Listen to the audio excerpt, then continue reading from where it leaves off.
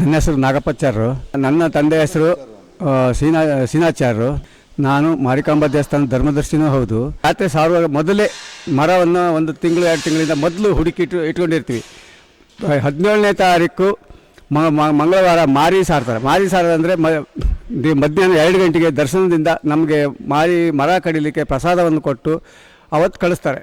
ಆವಾಗ ನಾವು ಆ ಮರವನ್ನು ಹೋಗಿ ಆ ಮರವನ್ನು ಪೂಜೆ ಮಾಡಿ ಅದನ್ನು ಕಡ್ತಲೆ ಮಾಡಿಕೊಂಡು ನಮಗೆ ಬೇಕಾದಂಥ ವಸ್ತುಗಳನ್ನು ನಾವು ಆಯ್ಕೆ ಮಾಡಿ ಅದನ್ನು ತಂದು ಸಾಮಿಲಿ ಹಾಕಿ ತಂದು ಇಲ್ಲಿ ನಮ್ಮ ಕೆಲಸ ಕಾರ್ಯಕ್ಕೆ ಅದನ್ನು ಅನುವು ಮಾಡ್ತೀವಿ. ಮರುದಿವಸದಿಂದ ಕೆಲಸ ಕಾರ್ಯ ಪ್ರಾರಂಭ ಮಾಡ್ತಾರೆ.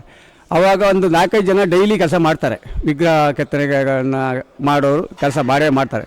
ಅದು ಮಾಡಿ ಆದಮೇಲೆ ನಾವು ಮಂಗಳವಾರ ಅಥವಾ ಸೋಮವಾರಕ್ಕೆ ರೆಡಿಯಾಗಿ ಬಿಡ್ಬೇಕು. ಪೇಂಟಿಗೆ ಬಿಡಬೇಕು ನಾವು ಗೊಂಬೆನ.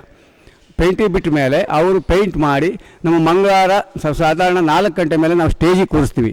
ಅಲ್ಲಿ ಸ್ಟೇಜಿಗೆ ಕೂರಿಸಿದ್ರೆ ನಮ್ಮಲ್ಲಿ ಮೊದಲು ಪುರೋಹಿತರನ್ನು ಕರೆದು ಶುದ್ಧ ಮಾಡಿಸ್ತೀವಿ. ನಾವು ಶುದ್ಧ ಮಾಡಿದ ಮೇಲೆ ನಮ್ಮವರೆಲ್ಲ ಸೇರಿ, ನಮ್ಮ ಮಹಿಳೆಯರೆಲ್ಲ ಸೇರಿ ಅದಕ್ಕೆ ಶೃಂಗಾರ ಮಾಡ್ತಾರೆ. ಶೃಂಗಾರ ಮಾಡಿ ಆಭರಣಗಳನ್ನು ಹಾಕಿ ಸೀರೆ ಬಟ್ಟೆಗಳನ್ನೆಲ್ಲ ಉಡಿಸಿ ನಾವು ಆಮೇಲೆ ಎಲ್ಲ ಪೂಜೆ ಎಲ್ಲ ಆದಮೇಲೆ ನಮ್ಮ ಕುಟುಂಬದವರೆಲ್ಲ ಪೂಜೆ ಆದಮೇಲೆ ಅದಕ್ಕೊಂದು ಎಡೆ ಮಾಡಿ ಆಮೇಲೆ ಅದನ್ನು ದೇವರನ್ನ ಕಳಿಸ್ತೀವಿ. ಮಾರಿ ಸಾರಿದ ದಿನದಿಂದ ನಾವು ಮರವನ್ನು ಮನೆಗೆ ತಂದು ನುರಿತ ಪರಿಣಿತರಿಂದ ಈ ಒಂದು ಮಾರಿಕಾಂಬೆಗೆ ಆಕೃತಿಯನ್ನು ಕೊಡಲಾಗುತ್ತೆ.